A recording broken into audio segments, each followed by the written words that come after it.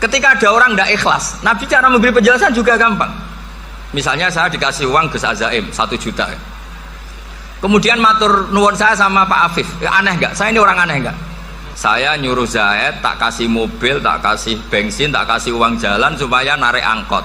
Hasilnya disuruh ngasihkan saya. Ternyata dikasihkan orang lain dan matur nuwun sama orang. Kamu suka punya budak seperti itu? Ya tidak suka ya Rasulullah. Ya ibaratnya seperti itu. Bumi yang bikin Allah, nyawa kamu yang bikin Allah, semua fasilitas dari Allah. Kemudian kamu menyembah selain Allah. Segampang itu. Dan Nabi telaten sampai dulu yang mayoritas orang kafir menjadi mayoritas Muslim, dan semuanya tanpa paksaan. La ikroha fiddin, karena qad tabayyana rusdu minal ghayy.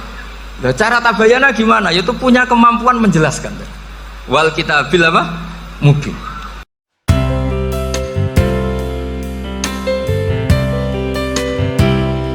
Dulu orang kafir itu cara berpikir itu begini, Muhammad, urusan kita ini banyak, problem kita banyak, masa iya urusan yang banyak ini cukup dengan satu Tuhan? Kalau problem banyak ya Tuhannya harus banyak, ada Tuhan pohon, Tuhan hujan, ya kayak Cina itu ada Dewi Kuan Im keberuntungan, ada yang sial, yang pokoknya diurus yang banyak lah. Maka mereka bilang aja'alal alihata ilaha wahida inna hadza la syai'un ujab. Ini aneh, urusan banyak kok Tuhannya satu, ini aneh lah. Tapi Nabi secara sabar, dan yang diomongnya orang kafir, tidak anak Mahatali, orang kafir. Jadi nanti kalau anak Mahatali gak paham Quran kebangetan, orang kafir saja paham. Akhirnya Nabi secara santai, secara rileks memberi penjelasan gini. Kalau Anda menjadi buruh, kalau orang Arab dulu bilang abdan, kamu suka nggak punya majikan banyak, perintahnya beda-beda, semuanya memaksa kamu untuk nurut. Sama punya majikan satu yang baik. Ya nggak suka lah Muhammad, kalau majikan saya banyak, semuanya berhak merintah saya, nggak enak. Majikannya satu saja. Terus kata Nabi, Tuhanmu itu majikan kamu. Kalau Tuhannya banyak, kamu bingung. Nanti perintahnya banyak. Akhirnya mereka paham. Dan itu segampang itu Allah memberi penjelasan.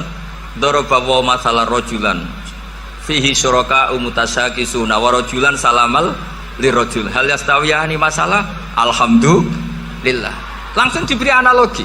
Kalau kamu jadi buruh punya majikan banyak yang perintahnya beda-beda, kemudian jadi buruh yang majikannya satu, kamu milih mana? Ya milih satu Muhammad.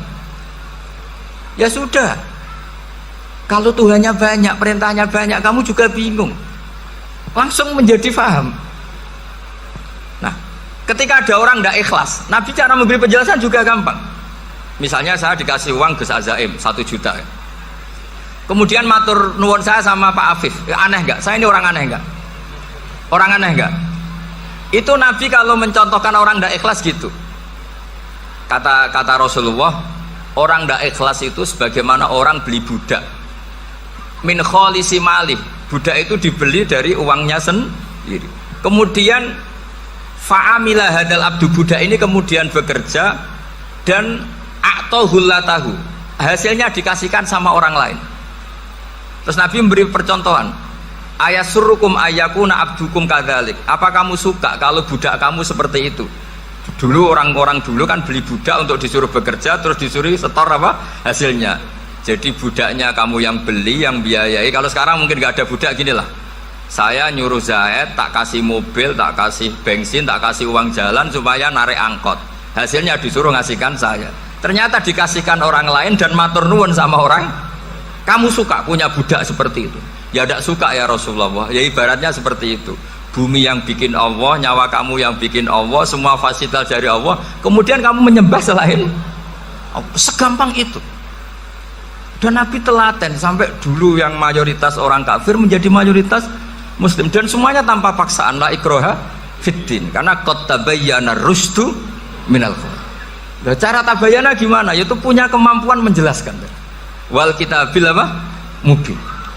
Ini makanya saya mohon lah, ini saya mohon semohon-mohonnya anak-anak ini kan kader-kadernya Mbah Samsul Arifin, Mbah As'ad, Gus Fawaid, sekarang Gus Azaim, semuanya harus punya kemampuan wal kitabil apa? Mubin. Sehingga diantara sifatnya Nabi itu fatonah, punya kecerdasan. Nabi itu gak pernah debat kalah, itu meskipun sudah terdesak gak pernah kalah. Pernah Nabi itu ngendikan la adwa wala tiarata, tidak ada penyakit menular. Ada orang yang mungkin kurang suka iseng ada onta yang sudah gudiken dijejerno sama yang waras, ternyata yang waras jadi gudiken. Akhirnya Nabi diundang lah kira-kira gitu, ya Rasulullah kata engkau gak ada penyakit menular, tapi ini onta yang gak gudiken tak jejerkan yang gudiken ikut gudiken, berarti kan menular. Nabi santai jawab, faman jarrobal awal, lalu yang pertama gudiken ketularan siapa katanya. Wah kalau ini asli Nabi, ya sudah seperti itu. Jadi ngiranya dia menang karena yang gudikan pertama nulari yang kedua. Ternyata Nabi tanyanya lagi, faman jarrobal awala, yang gudikan yang pertama siapa? Oh ini asli ya, maksud saya itu. Jadi Nabi itu gak pernah kalah, karena Nabi punya apa? Fatona. Jadi saya mohon, ya tadi makanya ini efeknya itu khatamannya gak boleh banyak-banyak ya. Maksud saya kalau musim khataman ya gak apa-apa, khataman banyak-banyak. Tapi kalau gak musim khataman ya musim-musim tadabbur gitu. Tapi kalau ini musim khataman ya monggo lah.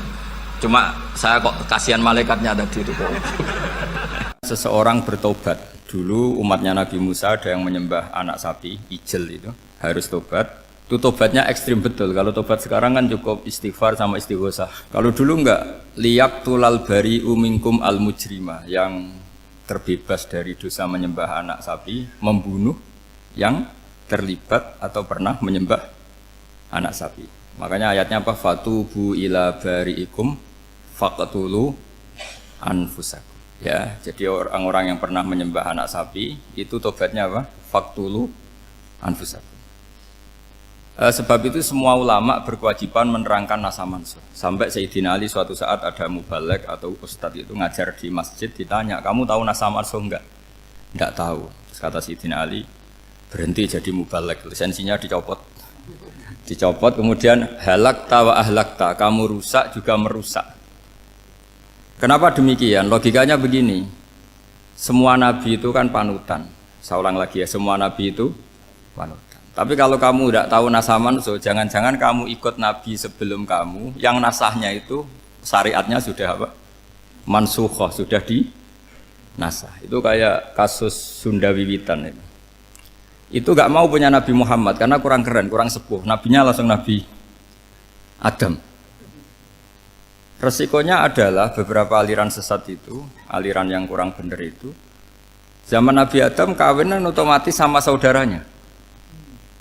Lalu masa sekarang kita membolehkan kawin sama apa? Kalau sama Nabi Adam mau tidak mau. Karena yang cowoknya ya bin Adam, putrinya binti Adam. Lalu Allah bikin satu sunnah yang suami istri itu harus beda, yaitu satu kandungan itu melahirkan satu pasang. Dan mulai dulu memang pasangannya orang jelek itu orang cantik. Makanya agak sial itu yang perempuan-perempuan itu. Memang mulai dulu gitu. Kalau cantik itu kesunatannya dapat jelek gitu. Nanti sama-sama masuk surga. Karena yang cowoknya ibadahnya syukur, yang ceweknya sabar gitu. Itu nanti sama-sama. Nah kebetulan si Qabil itu ganteng sekali Qabil. Berpasangan dengan Labuda itu jelek gembrot, pokoknya tidak cantik. Enggak lah, kebalik. Qabil itu berpasangan sama Iklimah. Jadi Qabil ganteng, punya adik kandung namanya Iklimah itu cantik sekali. Yang Habil itu rapati apa? Berarti yang Habil apa? Ya rapati ganteng, berbarengan dengan Labuda juga rapati cantik. Nah karena tadi ya berarti Qabil bareng siapa?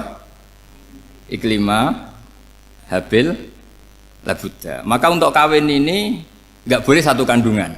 Jadi dulu karena nggak ada perbedaan ibu bapak, mau tidak mau beda, yang penting beda. Yaitu akhirnya apa? Qabil dapat Labuda, yang Habil dapat Iklimah karena beda kandungan. Itu sudah cukup.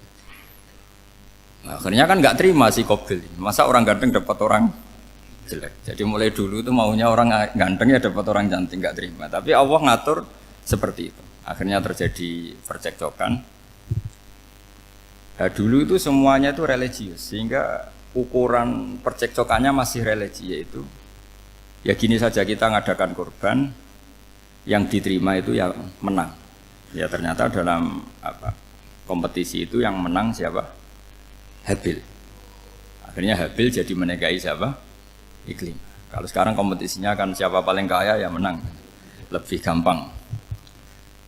Nah kemudian bayangkan misalnya, ya saya ini menerangkan asa mansuh. Kita semua sering ngomong, sering berkoar-koar, sering menyarankan atau mewajibkan para nabi itu panutan dalam semua perilakunya. Ternyata ada beberapa perilaku yang sudah dinasakh atau dihapus ketentuannya oleh syariatnya Rasulullah Shallallahu Alaihi Wasallam. Maka mengenali nasakh mansuh itu keharusan dalam ulumul Quran. Ya, makanya Allah mengatakan apa? Manansakh min ayatin aw nunsiha pasti na'ti bi khairim minha aw misli.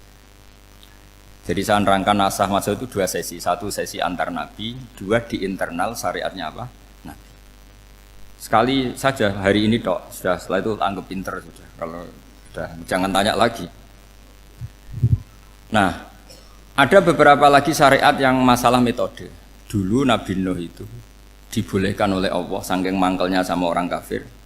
Saya ulang lagi, orang kafir itu kan biadab sekali, nempat buminya Allah, makan rezekinya Allah, kemudian mengkafirkan Allah. Pikirannya Nabi Nuh, orang biadab gini nggak layak hidup, itu pikirannya Nabi Nuh. Kalau dia pakai militer, tidak punya militer, ya pakai langit akhirnya.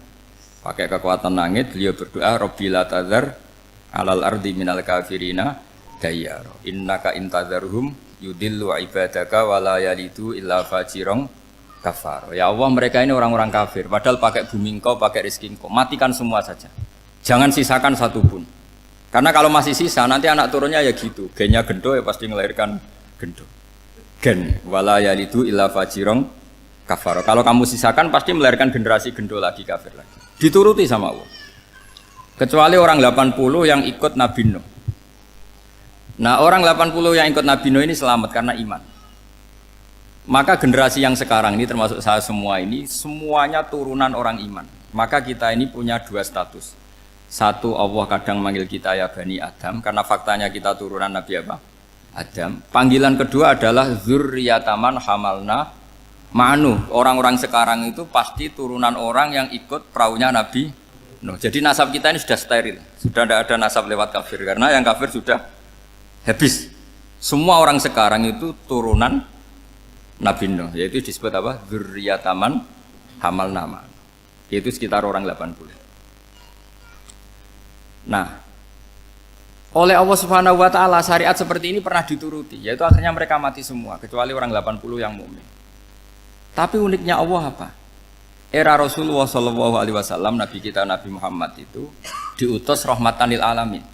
Ketika Nabi didustakan, diusir, disakiti, malaikat gunung, beberapa malaikat sing ahli adab spesial eksekutor lah kira-kira gitu. Muhammad, kamu bilang saja ke saya, kalau kamu ingin orang-orang Mekah Abu Jahal CS saya hancurkan. Tapi apa kata Nabi? Saya berharap kalau mereka belum iman, anak cucunya iman. Karena bagaimanapun sperma ya atau calon bayi atau calon keturunan itu kan ada fi aslabir rijal atau fi zuhurir rijal. Jadi kalau dalam ilmu agama itu gen manusia itu disimpan di apa zuhurir rijal apa di punggung lelaki, nanti dipindah ke arhamin nisa. Logikanya gini, ini dengerin ya, logikanya gini, misalnya Abu Jahal itu di situ ada orang namanya Ikrimah, itu anaknya Abu Jahal, itu orang mukmin. Akhirnya ya jadi orang alim. Abu Lahab itu di rahimnya di apa punggungnya ada perempuan namanya Darroh, akhirnya juga orang apa? Mukminah. Saya berikan contoh. Khalid bin Walid itu anaknya Walid. Walid itu musuh besarnya Rasulullah, tapi di punggungnya ada orang bernama Khalid. Ini dengerin. Nah di punggung ini kira-kira Allah sudah tahu apa belum? Jawabannya sudah tahu.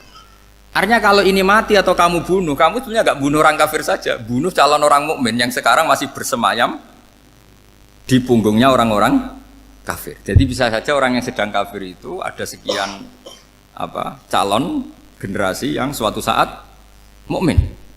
Itu syariat yang diajarkan ke Rasulullah Shallallahu Alaihi Wasallam.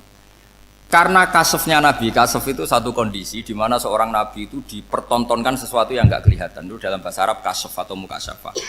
Nabi dipertontonkan ternyata banyak orang kafir yang di punggungnya itu ada calon generasi mukmin atau muslim. Akhirnya Nabi gak berani. Jangan bunuh. Mungkin bapaknya ada iman tapi anaknya iman. Betul, Abu Jahal punya anak Ikrimah, Abu Lahab punya anak Darrah, Walid punya anak siapa? Walid. Itu mirip seperti kita. Bapak era sholat, anak ETPK sholat. Akhirnya bapaknya katut sholat. Banyak gak di Indonesia? Bapaknya tidak bisa baca Quran, anaknya hafid. Nah, itu kalau bapaknya kamu habisi, tidak ada yang meselin. Makanya biarkan hidup saja. Nah, artinya gini, andai kan tidak ada ulama yang menerangkan nasa mansuh, dikira syariat Nabi Nuh itu abadan mu'abbadat, selamanya lama. Sehingga main teror sama orang kafir sah berdasar Nabi Nuh. Padahal kita sudah ganti Nabi. Yaitu syariatnya Rasulullah SAW masyhur itu ketika Nabi ngendikan, saya tidak minta mereka dihukum, tapi ya Allah saya minta Allah mahdi qaumi fa innahum la ya'lamun. Mereka kafir itu karena tidak tahu.